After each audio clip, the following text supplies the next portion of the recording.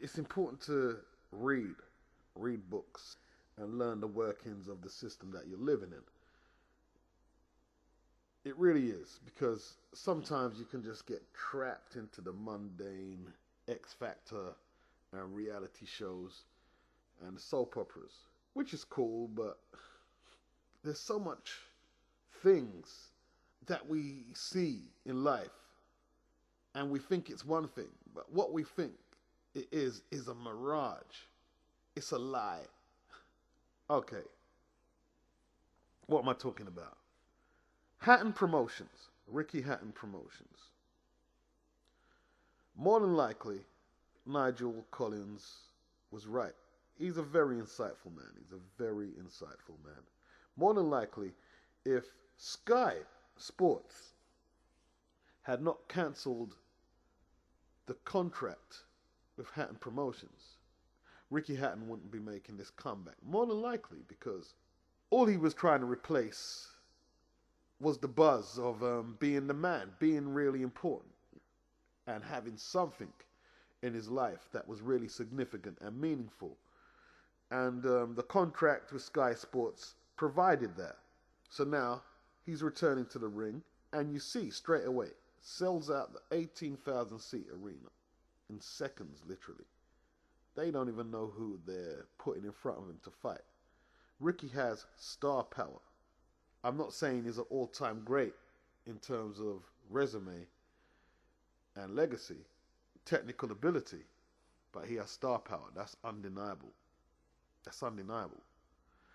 He can go across the pond and fight a fighter in America and fill out the arena with more supporters for him than the guy who's on home turf in America. You know, there's only a few fighters who can do what Ricky's doing. There's only a few. And I'm not talking about today. I'm talking about in the history of the sport. There's none now. There's actually none. Maybe the De La Hoyas, the Canelos, the Chavez Juniors, and there's fighters in contention. But, you know, Ricky is a major player in them ranks. And to get to the point, why did Sky Sports cancel his contract? Well, I'm going to do a conspiracy theory. I'm going to do a conspiracy theory. Now, in the UK, you have Sky Sports, you have Box Nation. I don't know too much about Sky Sports. I think Ian Darke has a lot to do with the boxing side of it, as far as I know. I'm not going to research it because I don't give a fuck about it. Yeah. And Frank Warren handles the Box Nation franchise. Rich people, and look, I don't do all this Illuminati, who the 666 and who getting done his hands. Fuck all that. Fuck all that, right? These are logical conclusions that I'm dealing with, right? And I might not be 100% accurate in fine tooth comb details, but these are logical conclusions I'm coming to. Nothing far-fetched. No mystery gods and 666 is going to bring down impending doom and thunder and lightning. Fuck all that bullshit. Fuck that shit. You know what I mean? When I talk, I'm talking from a man's perspective who pays bills and knows how hard it is if they turn the lights off and shit. Like, that's where I'm coming from, right? Now, Sky Sports and Box Nation, they have their franchises set up to give the appearance to me and you that they're rivals, you know what I mean? Oh, I bet Ian Darke hates Frank Warren. I bet Frank Warren hates Sky Sports. Yeah. They're competitive enemies. Well, I don't think they are. I don't think that's the case. Yeah? Right? Frank Warren had a dispute with Ricky Hatton. Ricky Hatton realized that with the fan base he has got and the pull he has, doesn't need Frank Warren dipping into his shit. Because Frank Warren can't do anything, can profile Ricky any bigger than he is. Ricky didn't need Frank Warren. Frank Warren doesn't like that shit. Yeah? Frank Warren is a very vindictive man. Go do the history about Frank Warren. A very vindictive man. If you go and do the history of the disputes that even just this year, how many fighters Frank Warren is in dispute with? Even just this year. I plucked two off my head in the last few months. Tony Bellew, James DeGale. Always in disputes with fighters. Now don't get it twisted.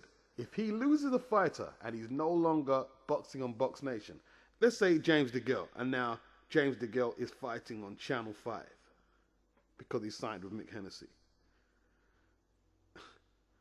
Don't be thinking, oh, I bet Frank Warren's got a beef with Mick Hennessy. No. Yeah? Because the courts have already made their decision. Frank has no legal status to take money from DeGale's purses no more.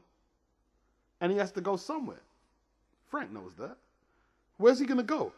All James DeGale can do is travel in the matrix created by Sky Sports, Box Nation, or Channel 5. Unless he goes to America. Frank Warren might say about Mick Hennessy, a couple of comments. That's, in my opinion, a diversion tactic. Because they're all intertwined together. He doesn't mind if he goes to Channel 5. You know, because that's how it works. In a year's time, a fighter might leave Mick Hennessy after a contractual dispute and come to Box Nation with Frank Warren. That's no big deal. So don't get that twisted and think that makes Mick Hennessy and Frank Warren enemies. It may appear that James DeGale has moved away from the lecherous world of evil boxing promoters. But like KRS once said, reality isn't always the truth, you know. Because basically in terms of the power structure, which Frank Warren is a part of, James DeGale is still in-house. Kind of like the three political parties. Lib Dems, Conservative, Labour. I mean, fuck. The Conservatives and Lib Dems are now a coalition government.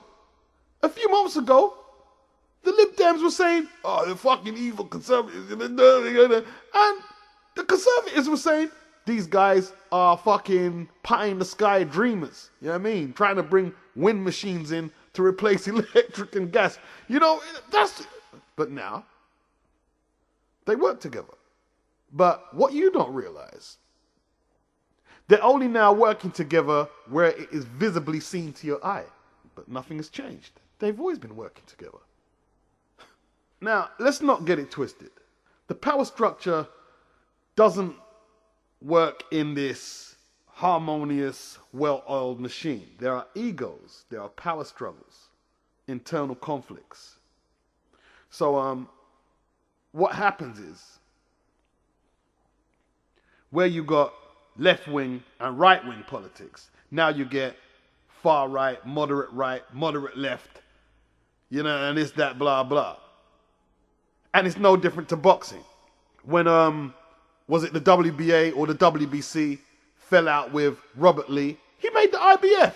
And the same thing happened how the WBO came. Just little splinter groups start breaking out, you know? Now, Hatton Promotions was doing its thing. Sky jumped on that, and they knew that through Ricky's notoriety, which he developed as a fighter, they would get a decent customer base who wanted to see Ricky do well in his venture. But what you have to see is these big franchises, they will see the potential of a small franchise just starting out. And they're thinking to themselves, boy, Hatton Promotions is signed to us. We're Sky Sports. And even though they are a subsidiary entity in terms of the business relationship, yeah, Sky Sports is the daddy.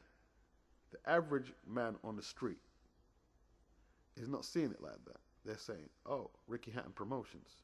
Sky Sports is just a TV company, yeah? People care about the faces the visible faces. They care about the guy who fought Costa Zoo and Floyd Mayweather and Pacquiao. They care about the guy who has the real life story. His little son, his wife, his mum, his dad, who used to be the professional footballer, his brother, who's a professional fighter. They care about that shit. They care about the guy who had the relationship with Bernard Manning. He was a good friend of Bernard Manning. That's a big comedian who's dead now in this country. One of the most famous comedians who's lived in this country. He's a racist motherfucker, but he was funny as well at times, right? But that's what they care. That's what people associate with. Who the fuck's Ian Dark? That's why they get second-rate. No disrespect, right? That's why they get dudes like Johnny Nelson and Glenn McCrory, who were world champions. They were world champions, but Glenn McCrory won the IBF Cruiserweight Championship when the only IBF champions who had any credibility were Larry Holmes, you know? Like, okay, yeah, he was a world champion, but who did he win the belt of? Was it Patrick Lumumba? I remember the fight. And, you know, there was still question marks over the legitimacy of champions like Glenn McCrory. Because for one, he didn't beat an Evander Holyfield or a Dwight Muhammad Cowie or a Carlos de Leon.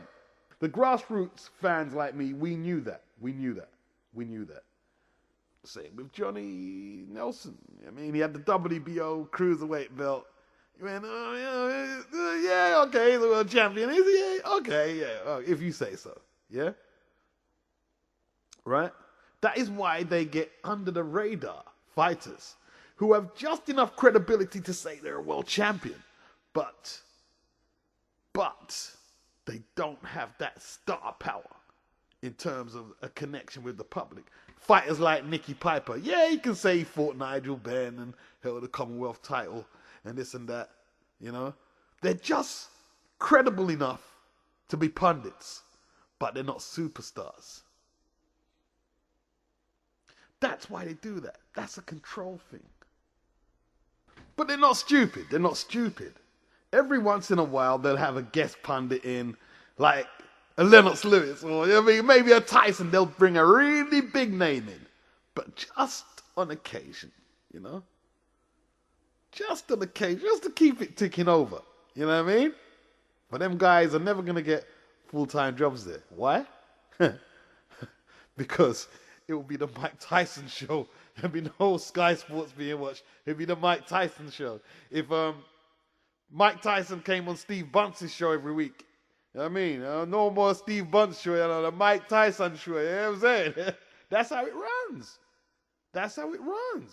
Or it'd be the Lennox Lewis show or whoever. That's control. When people watch Hatton Promotions on Sky Sports, you know, the person they feel affinity with is Ricky Hatton. You know, that's how it goes. They care about the one Ricky Hatton. That's what they care about. Sky Sports to them, they couldn't care less if Sky Sports changed their name to shit, as long as they put sports on. Nobody cares about the name Sky Sports. Trust me, they deducted all this way before I did. Right? They detailed all of this shit down. Right? And someone like Frank Warren will phone. Because if you believe that Sky Sports and Box Nation are such bad enemies that Frank Warren doesn't talk to Ian Dark, the top man at Sky Sports, doesn't phone Frank Warren and they communicate. Right? Power attracts power. Yeah? Here's the example I'm going to use. Sky Sports and Box Nation are the two bullies on the block. Yeah? The two big drug dealers on the block. Now, Sky Sports handles the north and the west side of the block or the city. Box Nation is handling the south and the east. Now, as long as the scale keeps balancing like this, yeah? Don't get me wrong. It's not all lovey-dovey. You know what I mean? Frank doesn't go to Ian Dark's son's birthday party. That doesn't happen. But they have a cordial business relationship because they don't want no new boy to come on the block and say, yeah, we're going to be the next big thing. No, they're going to marginalize you. That's what they're going to do. They're going to marginalize you. And while I'm at it, let's throw Barry Hearn into the mix as well. Let's throw him in. Frank Warren probably spoke to Barry Hearn and said, look, Baz, you know what I mean? I've known you since the 80s. We've managed to operate side by side, doing our own thing. I don't trod on your toes. You don't trod on mine. Right? I'm doing my best Cockney accent right now. I don't trod on your toes. You don't trod on mine.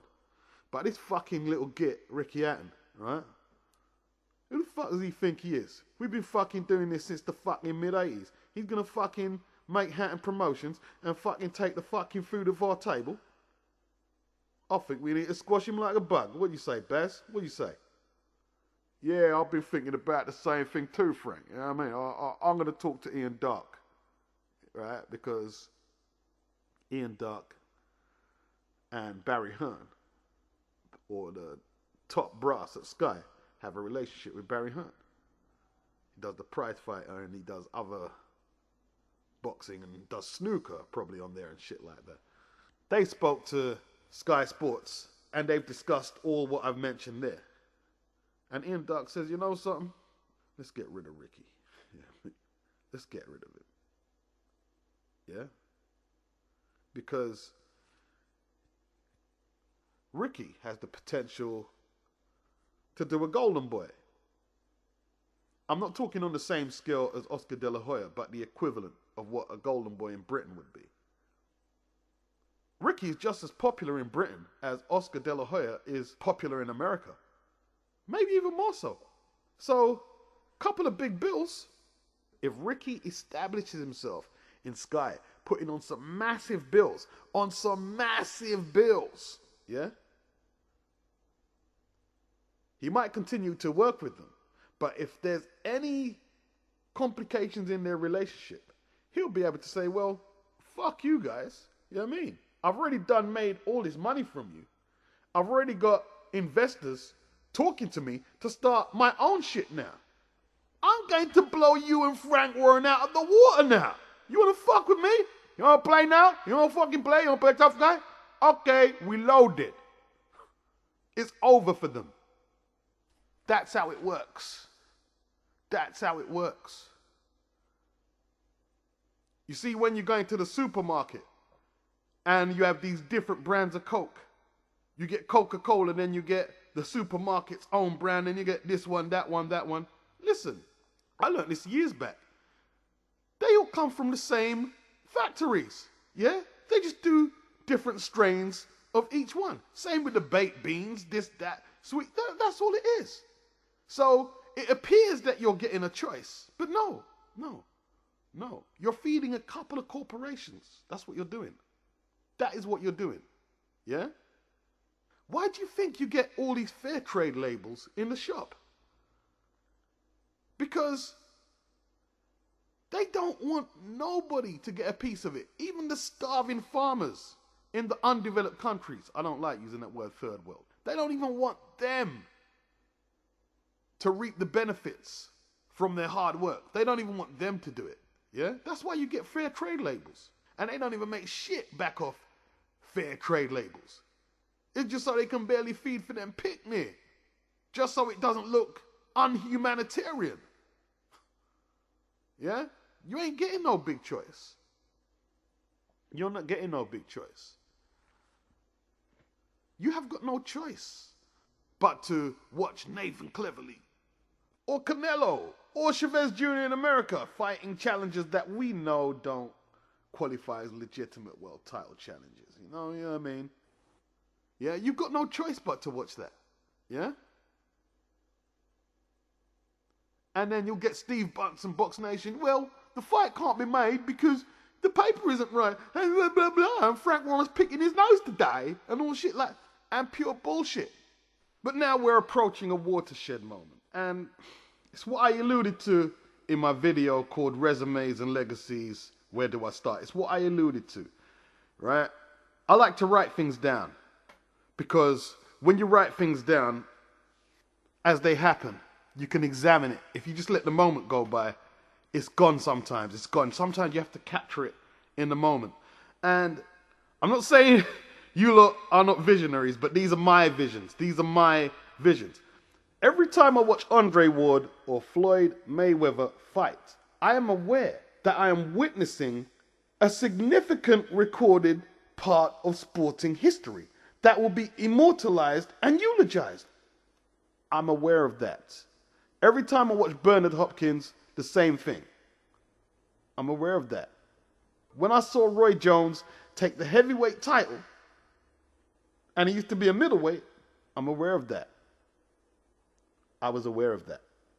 Mike Tyson becoming the youngest champion, unifying all the belts, you know. When I watch Adrian Broner, I'm visioning the headlines in 10 years' time, potentially or possibly. I'm aware of that.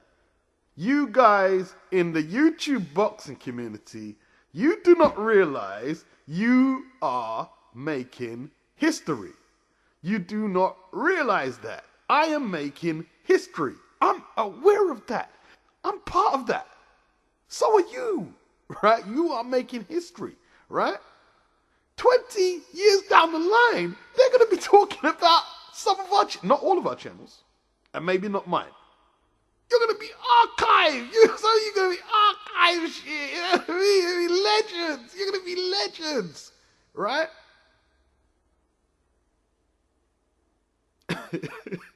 It's the truth.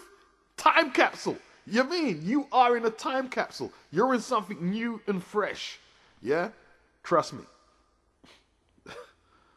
These major corporations look at trends of everything. They look at the trends. They've got people on the pulse of everything. You know that. You know that. Yeah? You are providing an alternative. Yeah? Which doesn't have the same guidelines where you can't curse. This is barbershop boxing. This is pub boxing brought to you live. You know what I mean? You know something? I barely switched the television on today. I barely switch the television on. In any downtime I have, I barely switch it on. Because what I do, because I'm a boxing fanatic, so I will just go to YouTube, yeah? I'll check out all the subscriptions on the list. Okay, put him in the watch later. You in the watch later. In the watch later, watch later, watch later, watch later. And I don't watch it all then, but I know I've got everything I need to see for the evening, got some for tomorrow, and by tomorrow there's going to be new shit. I'm programming my own shit. Yeah? It's different options. And you are a new form of boxing media, and you are making history right now.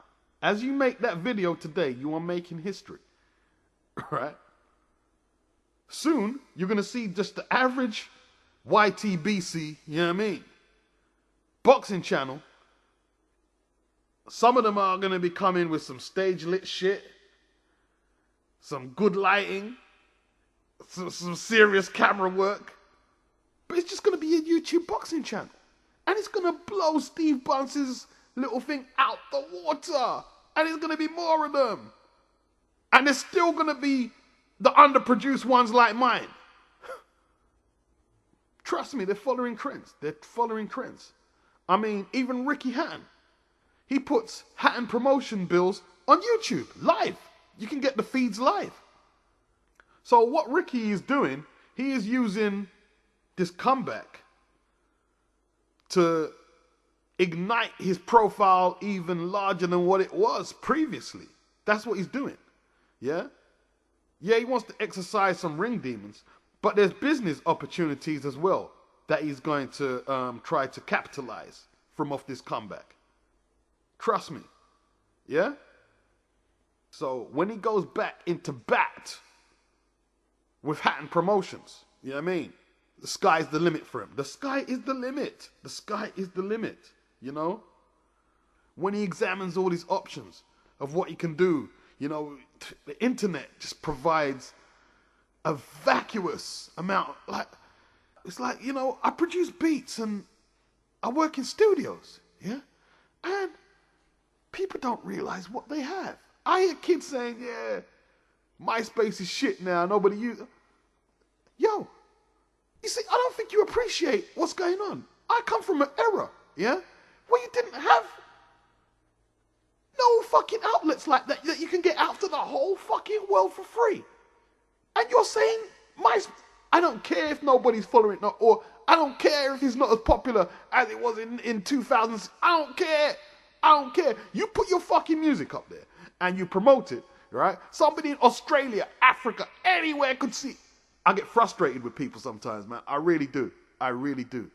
If you're not using all the resources that are available in 2012, if you're living in 2012 and living like it's 1994, you're a jackass. That's who you are, yeah? When the internet started becoming accessible to everybody, you know what I mean, more or less everybody, what happened to the gas and electric companies over here? Like before, all you used to do is get British Gas and is it Eastern Electricity? From when I grew up, from a boy in the 70s, all I knew was British Gas and Eastern Electricity. They fueled everybody's house in the country. Where was he going to go? There's no alternative. Eastern Electricity. Then a few companies started to make their way into the picture. But they had no profile. No profile. When the internet came along, they gave you these sites which would work out your postcode, where you live, how much your dual fuel would be for whatever your situation is, yeah? They'd give you the names of all the alternative companies and they'd work out the whole blood clot thing for you, right? When I was computer illiterate, totally computer illiterate, right? This girl, just a friend, not someone I was banging. I did want to bang her though, but and that's another story, Black. She took me to an internet cafe a few times in a few sessions, right? And she worked out all my fuel things, all the company shit, and I saved a nice packet. I was like, what the... Like, to me, it was amazing because I was on some DMX shit when it came to computers. What the fuck's Google, man? I don't fucking know, you know Google. I was like that. You know what I mean? And she worked out the whole of my bills. British Gas, fuck out of here. Everything. I haven't been with British Gas since fucking, I can't remember. Or Eastern Electricity. Or British Telecom. I don't use none. British Telecom used to do everybody's phone in the whole country. They had the whole market for themselves. They don't have it no more. I don't use them. I don't use them. Some people don't even have landline phones in the house no more. Yeah? The market has been swept from under their feet. You know what I mean? And you know something? I figured out another thing around that period. Right? This is why I do not believe a single word of religion. If I use religion, I use it as a placebo because they have some knowledgeable philosophy in there. But if you think that I fear hellfire, and let me tell you why. Let me tell you why. Do the blood clot kicker now. You see, when you was getting all these alternative fuel companies, all these alternative phone companies, and all that shit, and you was able just to access them and switch up and change up. You see British Telecom, Eastern Electricity, British Gas, yeah? These guys had the fucking market cornered from the 40s and 50s. And let me tell you something. Right? These fucking people are motherfuckers. These people are motherfuckers, yeah? They made the majority of the public feel like without us, you will die. You will die. You will freeze when it comes to winter. You won't be able to communicate with nobody. That's how they made us feel. That's how they manipulated the fucking matrix. Yeah? That's why you get old people up to now. Old people who they're going to use Eastern. Even if you go to the house and total up their bills with a different company, and they're going to be thousands of pounds better off, for instance, they're going to stay with Eastern Electricity and British Gas because they're scared. They think if they don't use them, that the planet's going to turn into darkness. And you know why that is? You know why that is? Because they have mantras. British Gas are your friends. You can trust us. We've been with you since this, that. All these stupid fucking slogans and mantras, right? And when you phone up and say, yo, may I cancel this account right now? They're like, oh, are you sure you want to do that? Because you can't rely on these alternative companies. We're your friend. We've been doing this. Fuck you. That's religion. That's religion. It's no different. They try to indoctrinate you like there's no other way but my way or hellfire. Now let's get back to my train of thought now. You know what I mean? What I was talking about with the value of the YouTube boxing community. Right? So Steve Bunce with his, oh yeah, the average armchair fan doesn't realise it takes more than that to make the... But yo, nowadays, if he says some bullshit like that, there's a good chance that somebody's going to go home and recording a video and saying, Steve Bunce is a fucking idiot. What's he talking about? The fight can't be made. Yeah? And they're going to make their video and they're going to bring their point of view forward. And that video, if they're a good channel, is going to get X amount of views. Yeah? And if this guy is articulate, it doesn't even have to be articulate. If he just has got the ability to convey his message, to get his point across, people are going to say, Bunce is an idiot. I ain't listening to that no more. You know what I'm saying? Before, now, let's think of the days when that scenario couldn't happen. When somebody from the YouTube boxing community couldn't make a response. Yeah? You would be like, okay, Bunce's half hour is on. Because the whole country has to fall in line with that. There's not much other mediums that you can see boxing on. That's how it was. Yeah? So if Bunce is talking and he's saying, yeah, you got to understand this and that. Yeah, some of us will contradict the point in the barbershop or in the pub, you know. But there's nothing recorded.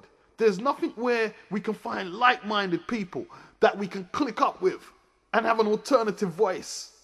There's nothing like that. Steve Bunce's half hour, whatever it's called, or Johnny Nelson and Glenn McCrory on ringside, their words would become gospel.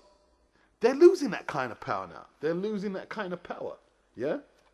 It's like young AJ Apollo, you know what I mean? AJJ or Apollo. I don't know if I'm butchering his name there. Yeah, Apollo James Jackson. Right, AJJ. I don't know if you know this dude.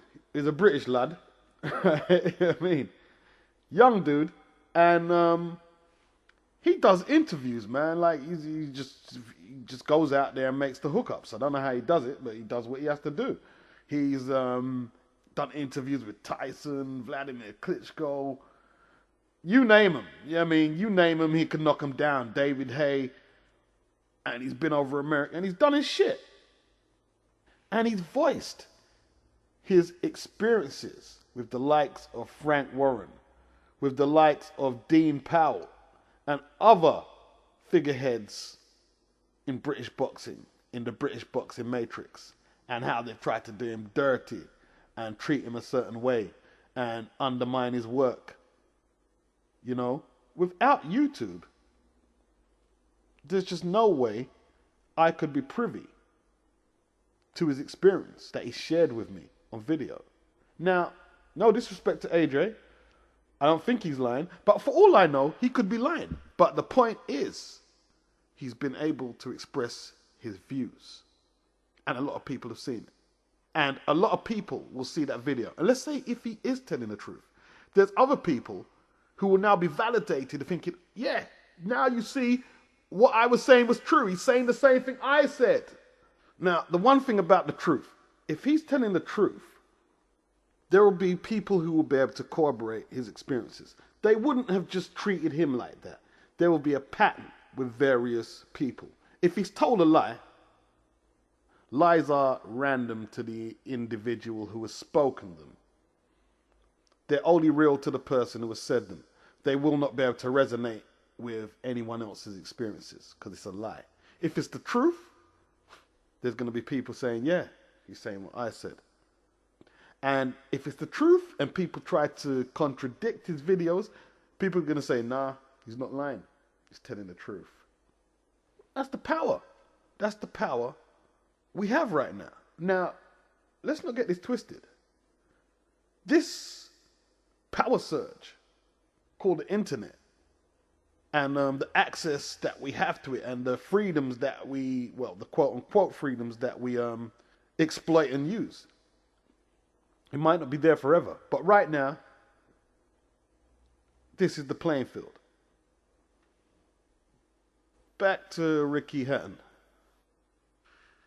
It's kind of like the hungry contender. When he starts, yeah, I'll fight anybody. And he means it. He means it because he's got to establish himself up through the rankings. And he'll take on anybody at any time. Yeah? He's hungry. So he has the attitude like, man, I don't understand this champion, man. He's just cherry picking opponents and shit like that. Until he gets the belt. Until he gets his endorsement deals. And then he's in the same position as the old champion. And the next young buck coming up is thinking like he used to 5 or 4 years ago. Yeah? So let's not get it twisted, yeah? After Ricky Hatton's comeback, if he decides to take Hatton Promotions to the next level and he starts making major inroads, he'll probably conform to the same bullshit. You know, like Mick Hennessy letting Mr. Fury, the British heavyweight champion, fight nondescript opposition on Channel 5. He'll fall in line. More than likely, he might fall in line like Frank Warren and let Nathan Cleverly defend against da-da-da-da-da-da. Not worth mentioning. You know, he'll probably... And here's the example of that is Oscar De La Hoya. And I made a note to this in an earlier video. Go and box rec Oscar De La Hoya's career. I mean, forget all the big names. I was even watching him today fighting Rafael Rulas. Tough challenger. Oscar used to take on some hard challenges, you know, but that was the last of that era. Taking on tough challenges. It was sort of the last of that era to a degree. And he probably thought to himself, when I go into promotion, I'm going to make sure all the fights that should happen, happen. He probably thought that.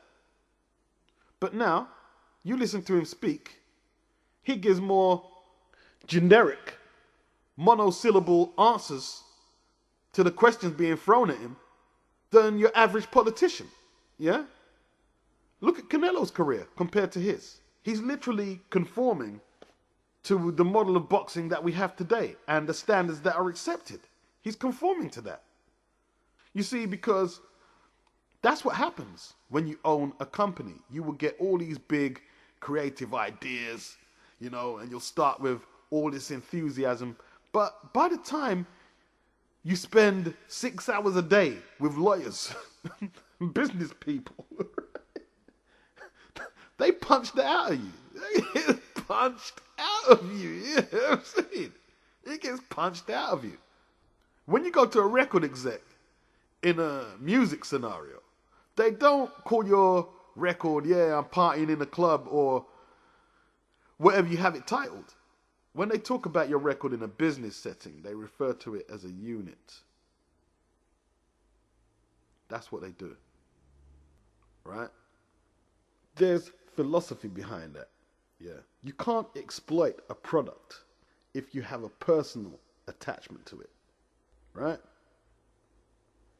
At the end of the day, and in the long run, and it's just my opinion, all Ricky Hatton and Oscar De La Hoya are doing are joining the matrix. It appears like there's a lot of companies, but there isn't really. There isn't really. I remember when Oscar started Golden Boy, there was a big buzz that, yeah, this Bob Arrowman, Don King monopoly for the last 30 or 40 years is getting stale. And that Oscar will empathize with what's real in boxing because he's been there and he's done that. But have we seen any signs of that? And that's really the gist of the video, and that's really all I want to say. So peace out till the next time. See.